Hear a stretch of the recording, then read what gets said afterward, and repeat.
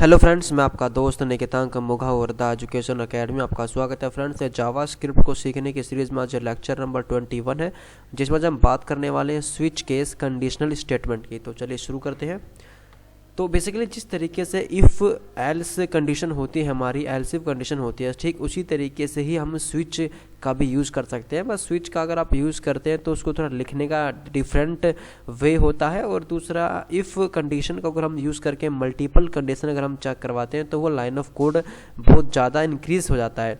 तो अगर आप वो लाइन ऑफ कोड को कम करना चाहते हैं तो आप स्विच केस का यूज़ कर सकते हैं। वो कैसे करते हैं, तो हम एक काम करते हैं, अभी हम क्रोम पे जाते हैं तो आपको मैं आउटपुट दिखाता हूँ। डेज नंबर, ये पिछले लेक्चर का ही हमारा एग्जांपल है, तो इसमें हम डेज को काउंट कराएंगे। बट यहाँ पर हमने एक बटन बनाया है और ऑन क्लिक पर हम एक माई फंक्शन नाम का फंक्शन कॉल कराएंगे। तो हम फंक्शन को बना लेते हैं, फंक्शन कीवर्ड लिखकर फंक्शन देन माई फन, और देन यहाँ पर इस तरीके से, ठीक है। तो जब ये फंक्शन कॉल होगा तो हम यूज़र से वैल्यू लेने के लिए हम प्रॉम्प्ट का यूज़ करेंगे और उसको एक वेरिएबल के अंदर स्टोर कराएंगे। तो वेर नाम का मैंने वेरिएबल बनाया, देन यहाँ पर लिखा मैंने नम मतलब नंबर इक्वल PROMPT प्रॉम्प्ट, और देन यहाँ पर सेमीकोलन, और हम यूज़र से लगाएंगे enter days name DAY, enter days name, ठीक है, इस तरीके से। तो अब ये वैल्यू जो स्टोर होगी वो नम के अंदर होगी। तो हम स्विच केस कैसे बनाएंगे, तो स्विच के पहले हम लिखेंगे switch ITCH switch, round bracket open close करेंगे इस तरीके से, और कर्ली ब्रैकेट ओपन क्लोज, ठीक है। तो जिस तरीके से हम इफ़ के अंदर हम इस तरीके से कंपेयर कराते हैं, इफ़ लिखते हैं और देन यहाँ पर वेरिएबल का नाम नम इक्वल में ये हो तो नम ये हो, तो लेकिन यहाँ पर हम क्या लिखेंगे, हम यहाँ पर हम वेरिएबल जिस वेरिएबल को कंपेयर कर रहे हैं उसको हम पास करेंगे यहाँ पर नम, इस तरीके से सिर्फ, ठीक है, इस तरह पास कर दिया। और जिस तरीके से हम यहाँ पर लिखते हैं एल्स इफ की ये हो तो ये हो जाए, ये हो तो ये हो जाए, तो हम यहाँ पे क्या लिखेंगे, यहाँ पर हम केस का यूज़ करते हैं। यहाँ पर इफ एल्स का यूज़ नहीं करके हम केस यूज़ करते हैं, केस, ठीक है। पहला केस क्या होगा, 1, अगर कोई 1 प्रेस करे तो केस 1 मतलब कंडीशन 1, यहाँ लाएंगे कोलन, और उसके बाद हम लिखेंगे अपना आउटपुट। तो मैं लिखूँगा यहाँ पर DOCUMENT डॉक्यूमेंट डॉट राइट इस तरीके से, और यहाँ पे लिखूँगा मंडे, ठीक है। केस बनाया मतलब कंडीशन, पहली कंडीशन में अगर 1 प्रेस किया तो ये कोड चलेगा। आपको यहाँ पे कोलन लगाना है, और इस कंडीशन को इस ब्लॉक को रोकने के लिए, बंद करने के लिए हम ब्रेक का यूज़ करते हैं, ब्रेक कीवर्ड, ठीक है। कि अगर 1 हो, अगर हम ब्रेक नहीं लगाएंगे, सपोज हमने दूसरी कंडीशन लगाई केस 2 कि अगर सेकंड कंडीशन में अगर उसने 2 प्रेस किया कोलन, तो क्या प्रेस हो, क्या प्रिंट होगा यहाँ पर, डॉक्यूमेंट डॉट राइट, यहाँ पर होगा ट्यूसडे TUESDAY ट्यूसडे। तो अगर उसने 1 प्रेस किया तो ये भी कोड चल जाएगा और ये भी कोड चल जाएगा। तो इस कोड को दूसरे कोड से अलग करने के लिए हम ब्रेक का यूज़ करते हैं, तो BREAK ब्रेक, ठीक है, इस तरीके से।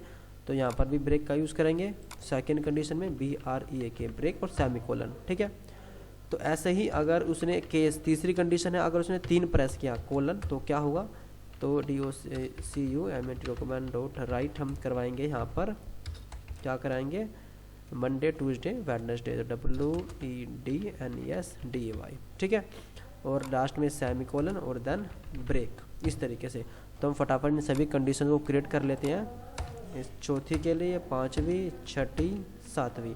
तो फटाफट नंबर अपडेट करते हैं। यहाँ पर आएगा 4, यहाँ पर आएगा 5, यहाँ पर आएगा हमारा 6, यहाँ पर आएगा हमारा 7, और यहाँ पर आएगा 7 में हम डाल देते हैं संडे, यहाँ पर हमारा 6 में SATURDAY सैटरडे, यहाँ पर आएगा FRIDA फ्राइडे, यहाँ पर आएगा थर्सडे THURSDAY थर्सडे, ठीक है।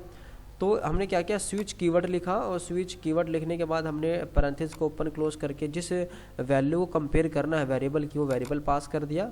तो हमने यहाँ पे केस लगाया कि कंडीशन 1, अगर नम के अंदर अगर 1 है तो ये कोड चलेगा, ठीक है। ब्रेक लगाकर हमने इसको पहले कंडीशन से दूसरी कंडीशन को अलग किया हुआ है। तो अगर यहाँ पे नम के अंदर अगर 2 आता है तो ये वाला कोड चलेगा, अगर नम के अंदर 3 आता है तो ये वाला कोड चलेगा, अगर नम के अंदर 4 आता है तो ये वाला कोड चलेगा, अगर 5 आता है तो ये वाला कोड चलेगा, 6 आता है तो ये वाला कोड चलेगा, और 7 आता है तो ये वाला कोड चलेगा। यहाँ पर एक और कीवर्ड होता है जिसको बोलते हैं हम डिफ़ॉल्ट, कि अगर इन सभी कंडीशन अगर फॉल्स होगा, इनमें से कोई भी ट्रू नहीं हुई तो क्या चलेगा, तो उसके लिए हम जिस तरीके से इफ एल्स के अंदर एल्स लिखते हैं तो यहाँ पर लिखते हैं डिफ़ॉल्ट, इस तरह डिफ़ॉल्ट कोलन कि फिर उसके बाद ये वाला कोड चलेगा। कंट्रोल सी और यहाँ पर पेस्ट, यहाँ पे लिख देंगे रॉन्ग इनपुट, इस तरीके से। तो ये आपको याद रखना है इस तरीके से।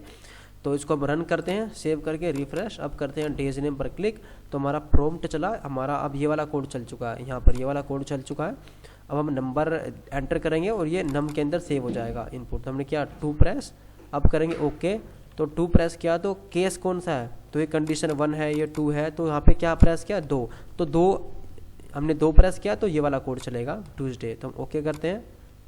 1 सेकंड, यहाँ पे रॉन्ग इनपुट दिखा रहा। 1 सेकंड, हम यहाँ पे इसको इस तरीके से डाल देते हैं 1 स्ट्रिंग में, यहाँ पर 2, यहाँ पर 3 और यहाँ पर 4, यहाँ पर हम डाल देते हैं 5 स्ट्रिंग में इसको, देन यहाँ पर 6, यहाँ पर 7। सेव करते हैं, रिफ्रेश।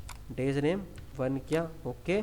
आप देखें यहाँ पर क्या आ गया हमारा मंडे। हमने यहाँ पर केसेस को हमने डबल कोटेशन मार्क के अंदर डालना होता है, हमने विदाउट डबल कोटेशन के मार्क के यहाँ पे लिख दिया था इस तरीके से। तो अब देखिए मैंने 1 प्रेस किया तो ये हमारा कोड चला वेरिएबल नम, मतलब प्रॉम्प्ट के अंदर हमने 1 प्रेस किया तो इस नम के अंदर आ गया, और नम को हमने पास किया हुआ है स्विच के अंदर। तो इस वेरिएबल के अंदर अगर वैल्यू आई है 1 तो ये वाला कोड चल गया। और देखो ब्रेक लगाने की हेल्प से क्या हुआ, ब्रेक जैसे लगाया तो बाकी का कोड यहाँ पर नहीं चला, ये कोड आउट हो गया, बाहर आ गया, ठीक है। रिफ्रेश करते हैं। अगर यहाँ पर मैं करता हूँ 7 तो क्या चला हमारा संडे। अगर यहाँ पे मैं करता हूँ रॉन्ग इनपुट, ये देखिए ये सब डाल दिया मैंने, ओके किया तो यहाँ पे क्या गया रॉन्ग इनपुट। तो जिस तरीके से एल्स इफ में एल्स का काम होता है कि अगर सारे कंडीशन फॉल्स हो जाए तो हमारा एल्स वाला चले, तो वो काम होता है डिफ़ॉल्ट का। और आपको कोलन जरूर लगाना है, ध्यान रखना आपको, कंडीशंस में कोलन जरूर लगाना है और ब्रेक में सेमी कोलन, ठीक है।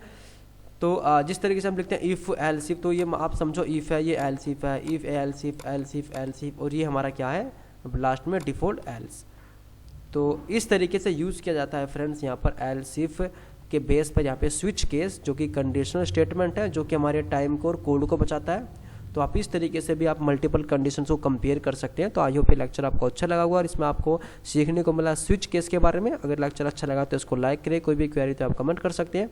यूट्यूब चैनल पर नए हैं तो प्लीज़ करो सब्सक्राइब और बेल आइकन करो प्रेस। और आपको याद ये रखना है कि जब भी आप केस यहाँ पर लिखेंगे तो इन्वर्टेड कॉमा डालना है और कोलन जरूर लगाना है, ब्रेक के बाद सेमी कोलन, इस चीज़ आपको याद रखना है।